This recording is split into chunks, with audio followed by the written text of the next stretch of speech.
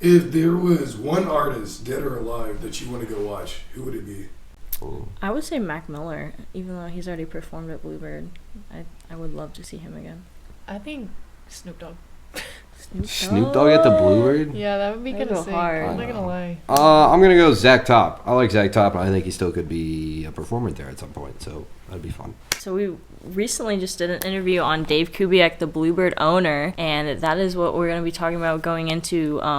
How he started, what it looks like as the owner of Bluebird, with behind the scenes. He's got some really cool personal stories, and more. So check it out, guys. Do not watch this episode through headphones or at a loud volume. Was recorded with camera audio. good evening, everybody. I'm here today, Ashanti Snodgrass, with Bluebird owner Dave Kubiak. How are you doing, Dave? I'm okay. How are you? I'm doing great. It's good to see you. Yeah. This is also my boss, so it's really cool to be able to interview such a music history guru and all the TV. So. All right. Well, happy to do it. We'll start with the first question. So, what led you to take over ownership of Bluebird? What inspired you, and what has your experience been like? Well, I didn't always own the Bluebird. When I first started, I booked bands here and worked here like a regular employee, and then just kind of worked my way up and was the manager and all that. And so it was a progression. And then it came to just basically an opportunity where the previous owner had some other interest he needed to do and offered to let me buy him out. And so I took that opportunity. Yeah. 21 years ago. 21 years ago. Mm-hmm. What year was that? 2004. 2004, and he's been running the ground ever since. Yeah. So what challenges do you face every day as like the owner, and maybe something that you might not face every day, but just something that comes up quite a bit? Well, with music, you're always trying to gauge what other people's interests are in music. So that's always challenging of like what style of music, what genre of music we're in a college town, so what type of music are college kids listening to? And with me getting older every year, then it's always harder to try to figure out, well, what is a 21-year-old kid listening to? Yeah, and so that's always, you can't always keep up with the trends. So do you rely on like other people? Do you rely on staff, or do you kind of like your kids that you kind of take care of? Well, I have a couple kids. They're not even old enough to figure that out yet. But it's more about I like to do some bands that are on campus here at IU, and to have if we can have 2 or 3 bands that are current students, that always helps. And then they're playing stuff that current kids are listening to. And then you have your regional bands that are coming from Chicago or wherever around the Midwest. And then you have your national touring acts. And you're dealing with agents over the years and managers, and so and some of these relationships have gone on for years and years and years. And so they'll have bands that are, just now hitting the college club circuit, and you're trying to maneuver through which one of those are a right fit for us. And then with the calendar, which dates we have open, it's like a little jigsaw puzzle, trying to figure out, we need so-and-so to play this date.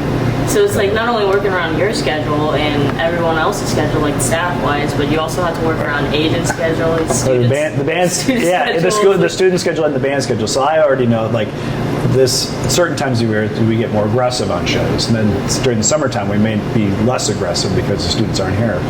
And so, you have to plan for that. You plan for it. And so really a lot of times it's just ideas that you're going for certain times of the year. And sometimes you get the acts and sometimes you don't. And sometimes you may be trying to get the act for several years because those things don't all coincide together.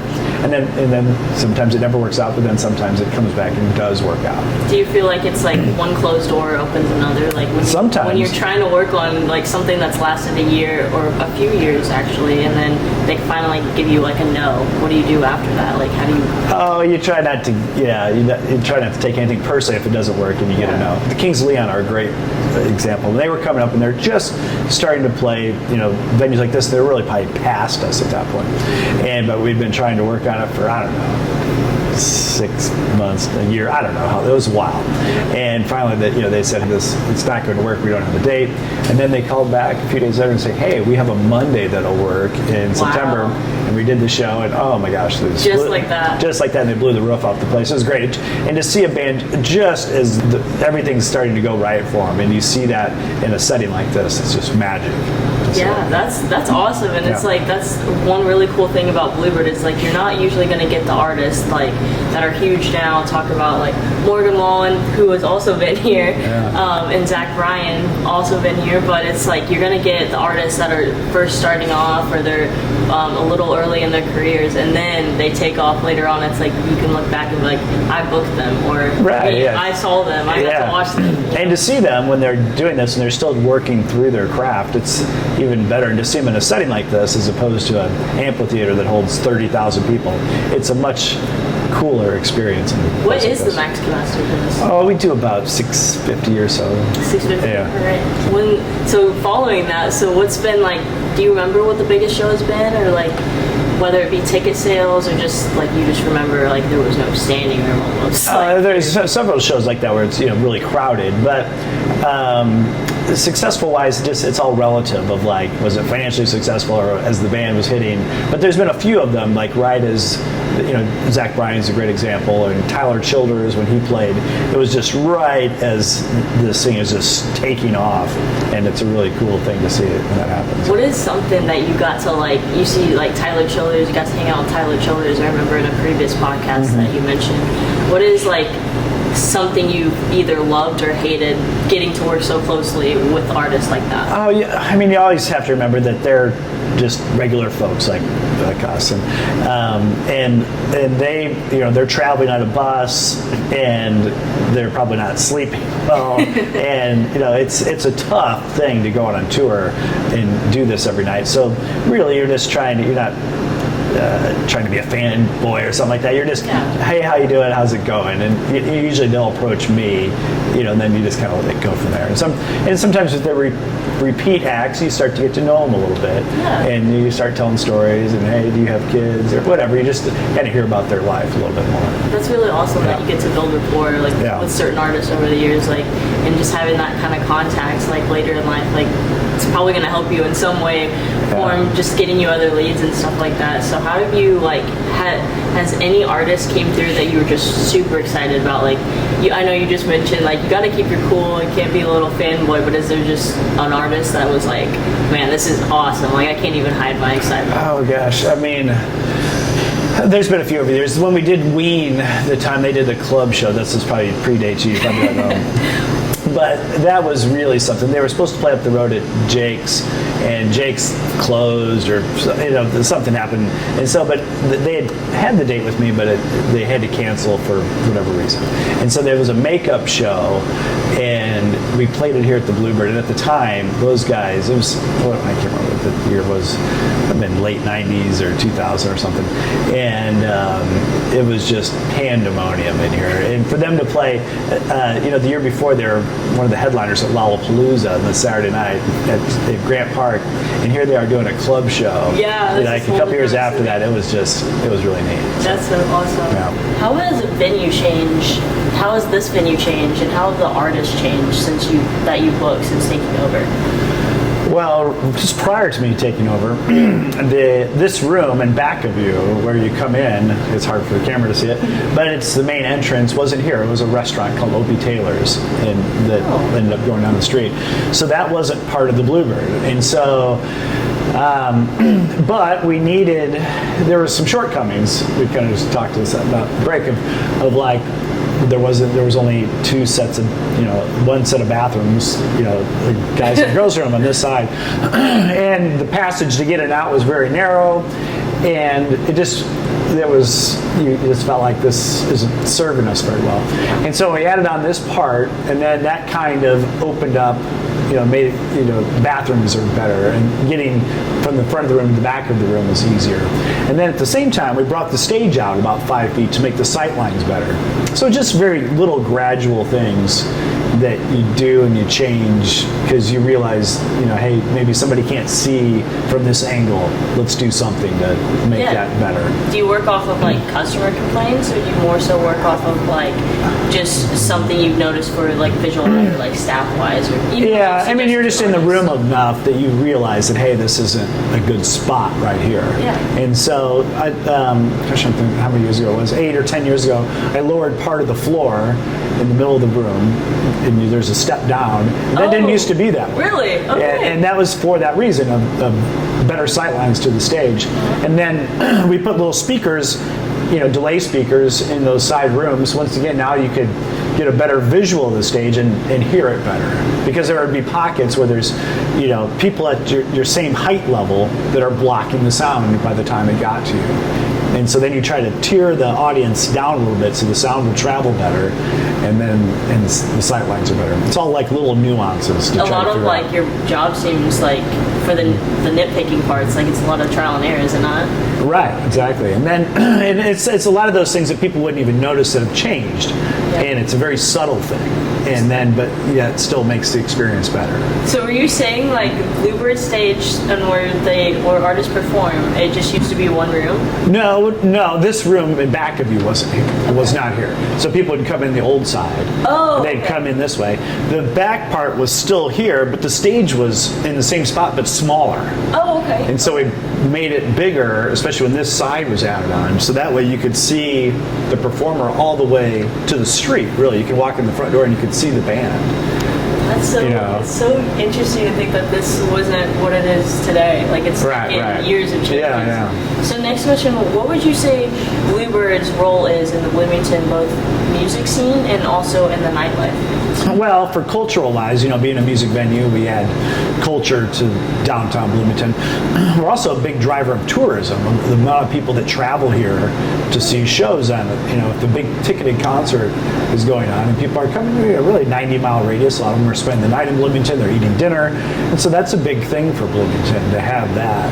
And then it also feeds the other places around us. So if you're coming here for a show and you're traveling, chances are you're going to go out to dinner, and maybe you leave here afterwards, maybe you go to the Video Saloon or Brothers or something in the neighborhood, and you go have a beer or a snack or something later, but it kind of feeds the whole area. I never really thought of that. Like you're really you're helping your business, but you're helping so many other businesses too. In retrospect, that's got to be such a good thing. Yeah, especially in the hospitality and overnight hotel business. It's we're a big driver of hotels. So what has been the best part in your years of owning Bluebird?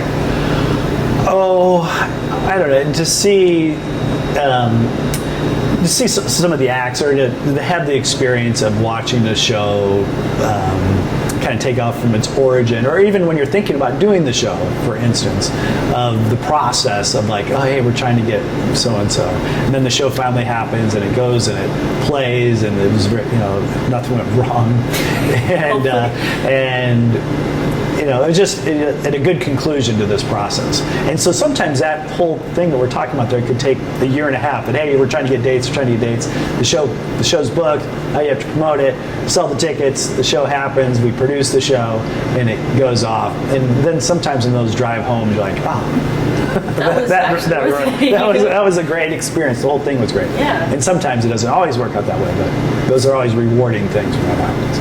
So piggybacking off of that, what has been your most memorable moment, whether that be a specific band that you got to hang out with or get to know, or just a show that you saw that was just and that's not just your ownership, but maybe when you were working here as before you took ownership over? There's a few. If somebody can master their genre, I think in that last podcast I made reference to the Dave Rawlings Machine when they brought an old Crow Medicine show to that was really cool because it was like the Americana folk thing, and they mastered it. Was perfection on stage. When Del McCurry would come with his band and just do the straight bluegrass, you're thinking, and they'd have one microphone and 6 guys standing on the microphone and the place is packed, and how can they do that and the crowd just be dead quiet and then not get feedback from that microphone is almost impossible to do, but somehow it was able to do it. You're probably sitting there wondering how do you like you just said, how do you do that? What kind of skill does that take? That takes a lot of of all the artists that you've seen, that they probably possess so many different unique skills that only they can be able to master. Right. Another cool one, we used to do this thing called the Bluegrass Ball. And it was and the McCurry boys were part of it. I don't know if you know who Del McCurry played with Bill Monroe, and is this great iconic Blueberg guys. He's still alive. He's in his 80s now. He's still touring. Wow. And his sons are great musicians as well. And we had this thing called the Bluegrass Ball. The McCurry boys would host it, and then they would bring a couple guest musicians with them, and then we would have 2 or 3 local bands. One of them would open up here. We'd put a bluegrass band in the front corner of the bar, and they would play when the bands are on break. So it was continuous bluegrass from the time we opened the doors until it was over. How long of an event would it be?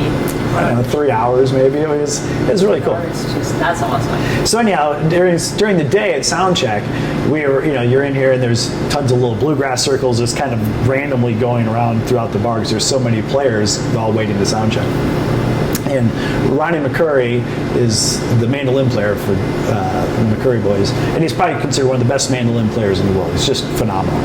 And so I'm standing here, and one of these, and I'm standing next to Jeff Austin, who is the leader of Yonder Mountain String Band, and a great mandolin player in his own right. And one of the young opening bands, like they're watching Ronnie do his chord progression on stage. He's just up there with the mandolin. He's just doing all this stuff, and he goes, "Man, how does he get that sound out of that mandolin? That mandolin must be fantastic." And Jeff Austin says, "That's not the mandolin. That's Ronnie McCurry. You can take that.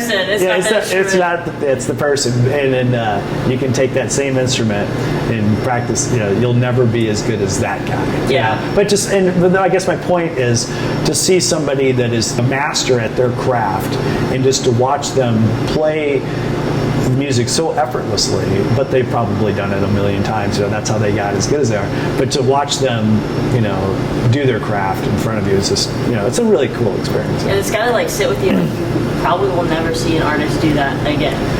Or a play like that again. Unless you go and see that specific artist at another show. It's a one-time experience, and that's really cool. That it just lives rent free in your mind, if you will. Yeah, it's really cool to see. And then, but you have so many talented people to come through. But to see the raw talent of so many people is really just a cool thing. Yeah. And I can say the same thing as just only working here since May. I've got to see so many talent, just come through these doors and just lay it out on the table and pack it up and do it again, do another venue, and it's that's the lifestyle of a musician, and it's really admirable to get behind and learn about. Yeah, and then as you see the people, I always get criticized sometimes of doing similar bands over and over and over again. But if you're here all the time as an employee or me watching it, and you're watching them improve their craft from show to show, is also a really neat experience of you get to know that person because they play often, but you watch them get better stage presence, become a better singer, become a better musician from show to show is also a very cool experience to watch happen.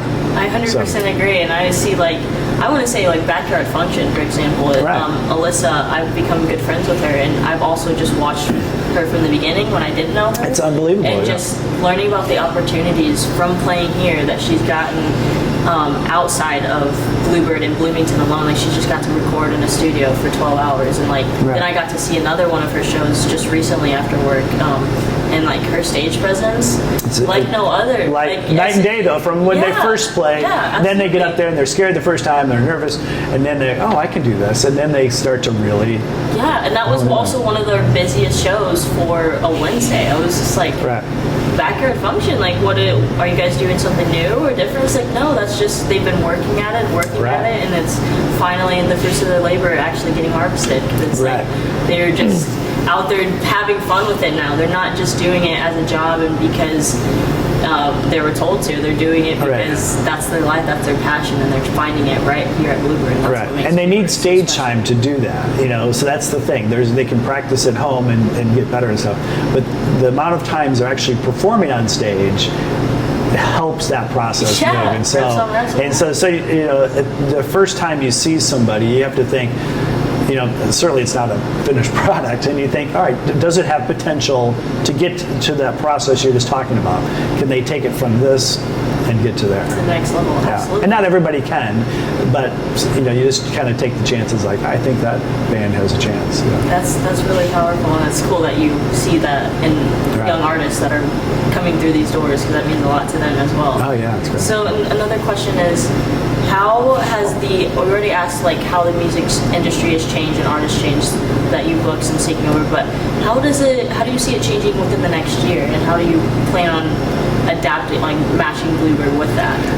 Yeah, well, the beauty of it is I don't know, and so the music is always changing and it's morphing. And if you think of what we booked 10 years ago and what we book now, it's totally different. So I'll do like 5-6 months ahead of time, but you're just kind of watching as bands develop, our local bands. Which one? It's always like this little competition. It's who's getting better, who's when the new band like Opal come up, we see those guys and they come up, it's like, all right, that puts a lot of pressure on the other bands. Those guys are really good. Yeah. And it's good. It's a good friendly competition. It encourages everybody to get better at what they're doing, and that will kind of pave what we're doing next. Do you see the industry, the music scene growing in Bloomington because of the competition setting in? I hope so. Yeah, I mean, there's not a ton of, certainly this size, there's not a ton of places to play other than here. You have the small rooms like the Bishop and the Orbit Room and stuff like that. But it's nice if there's more places for them to play, either at the City of Bloomington Parks Department or something that they can get out and keep playing. Because we can't figure out everybody here, I'm sure we're missing bands that are. But it's awesome that you give them a chance, and they really, what does it look like for an artist that wants to book here? Whether it be local or student-wise, because I get. Well, yeah, you're trying to give most of all of them a chance, but now it seems like since there's so many of them, there's probably a few that deserve chances that we haven't done yet. So you're just trying to get them, start them out with an opening slot. But a lot of times there's a lot of pressure in that first one. Can we bring people out? Can we, how good is our set right now, or what's the potential for this? Yeah. Absolutely. So then my next question is, what has been your favorite artist that you saw, that you got to see? Can you narrow? Oh, I don't know. I mean, it's more about that process of seeing it as they're taking off, and to see it and you're like, oh wow, and sometimes you're wrong and you think that band's going to be huge and they're not. Yeah. But I still, that Rollins Machine Show was so cool, but there's a lot of them, like Charlie Crockett when he played, Sarah Farrell when she played, it's just like, oh gosh, those shows were so great. We discovered that there's different tiers. There's the local, like, and students, and then there's the regional, and then there's the national. So what does the process look like for booking? And can you walk us through that? I know you touched it a little bit, but can you go a little Well, a lot of, with the national stuff, you're taking ideas, you're forming relationships with different agencies and different bands or agents of like, all right, this is the type of stuff we like to do. Do they have acts that kind of fit what works for the Bluebird? And so then you're just in touch of like, hey, and they'll say, hey, we have so-and-so and they're available these 3 weekends or something. And does that mix with the Bluebird schedule and the time of year? Is that type of act right for that time of year? So there's a lot of ins and outs on that. You're just trying to develop them and what makes sense and what's the frequency of plays that makes sense for bands to have some sort of longevity in Bloomington. So it's not like a defined process. But locally, you're trying to put them as an opening band. Can they headline a Thursday? Can they headline a Wednesday? And then ideally get to the weekend. That's a great answer. So my last question is, what advice do you have for anyone wanting to succeed in the music industry, whether it be what you're doing, being an owner, the next owner, Bluebird, or it be an artist that's wanting to come up here, be bigger than, or get outside of Bloomington? What advice do you have for them? Well, follow your passion, and and if you feel with anything, not just music, but just follow your passion, and then just keep doing it. Remember when I first started, I used to do this little room across the street called the Peanut Barrel, and we used to do some old blues acts. And Sugar Blue was this old Chicago blues harmonica player that played with the Stones on the Some Girls record. He did the harmonica on the Miss You song by the Rolling Stones. Anyhow, we're all sitting there, we're all these young kids, and we're talking about, man, this guy's super cool. And I still remember him saying, he goes, just because I'm a harmonica player doesn't mean that I'm perfected it. He goes, I play 8 hours a day, and that's how you get to be the top of your craft. It's not just I'm doing this as a hobby. That if you want to get really good at it and successful at it, then it takes a lot of hours, reps and reps that nobody's watching what you're doing. You know, and you're it's self-discipline of like coming in, like here at the Bluebird. It's like spend a whole lot of hours here with nobody else in the building, a whole lot, and so you know nobody knows that, but it's just that's what it takes to have it work. Do you feel like the ghost of McDonald's? Like, no, I don't know. It's a weird feeling, but the room feels great with nobody in it. I still feel totally especially with how comfortable. busy it gets. I bet. Yeah. That nice and quiet. You don't always get that. So it's weird when it's busy. It's like, where are these people? You know, invading in my space, Yeah. my working space. Get out of my working space. Yeah. So, but it's a great building to be in. Absolutely. All the time. The vibes, if you haven't been to Bluebird, the vibes here are like no other, and I highly encourage you to check it out, especially on Wednesdays, for $1 Wednesdays. But you can sense it as soon as you walk in the building. You can sense It's different. It's different, yeah. You won't find the feeling you get when you walk in here anywhere else in Bloomington. Thank Alright. you so much for your time today. Thanks for having It's been me. a lot of fun getting to know the history of Bluebird and what life is like as an owner. All right. So Well, thanks. thank you so much. All right. See ya. Isn't that what you're thinking about the whole time then?